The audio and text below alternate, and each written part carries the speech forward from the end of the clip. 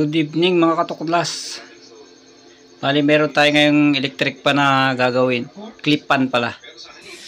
Mali ka na naman katuklas. Buksan ko na katuklas. Tingnan natin ito. Lagi daw napapatid ang ano nito. Ang wire na hihila. Nakapagpahinang na daw sila pero patid na naman. Ngayon ay pinapatingnan sa akin kung ano maganda. Tutuklasin natin ang magandang pamamaraan nito para hindi na mahila muli. Ang katuklas, dalawa lang tornilyo nito. At yan na katuklas, nabuksan ko na at nahinangan ko na din. Bale yan o, hininang ko yan. Naputol, napapatid sa hinang.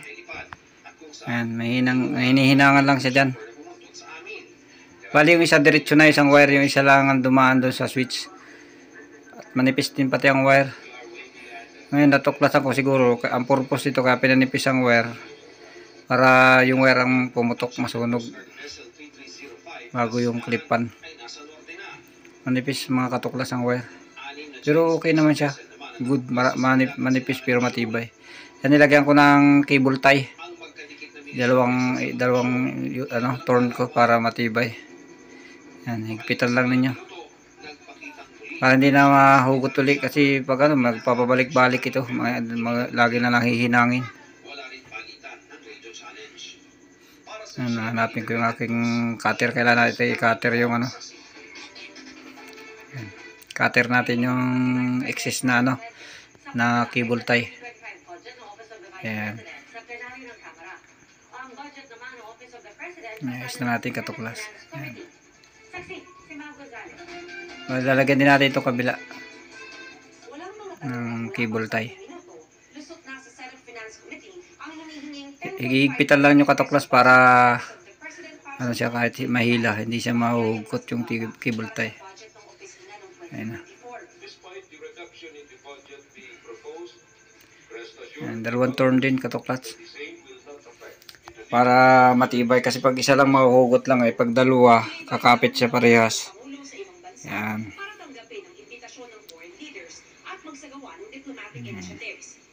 Sumalang din sa budget hearing ng Office of the Ombudsman. 2 turn. Ang inilaan na pondo rito sa ilalim ng NEP. Kita natin. Kasi kahit may ganyan, kung maluwag naman yung pagkakalagay, dudulas pa rin siya, mahuhugot pa rin siya, kaya mahigpit. Ayan. Dalawa na sila. Tingnan nyo katuklas. Ayan.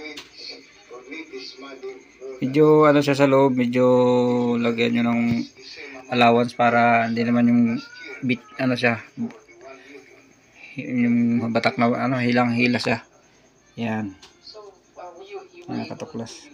Sasara na natin para matesting na natin itong ating clip pan na to. Tipid daw ito sa kuryente katuklas, pero ganito rin ang gamit ko. Hindi na ako nagagamit ng malalaki electric pan. Saka ano siya, safety din.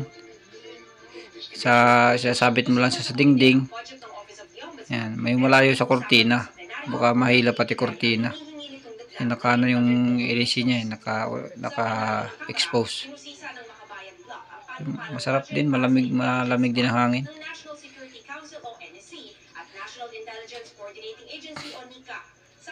Yan o, tibay na.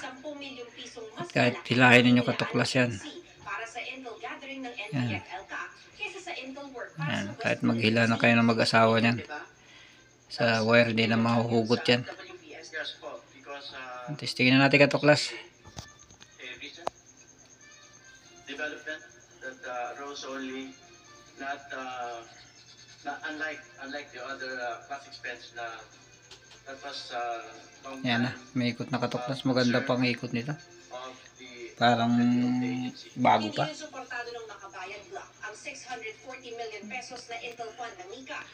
Thank you po ulit sa inyong panonood ng aking video. Please subscribe my YouTube channel, like and share para po sa mga tutuklasin ko pa at sa mga tutorial kong video. More powers and God bless you po sa inyong lahat.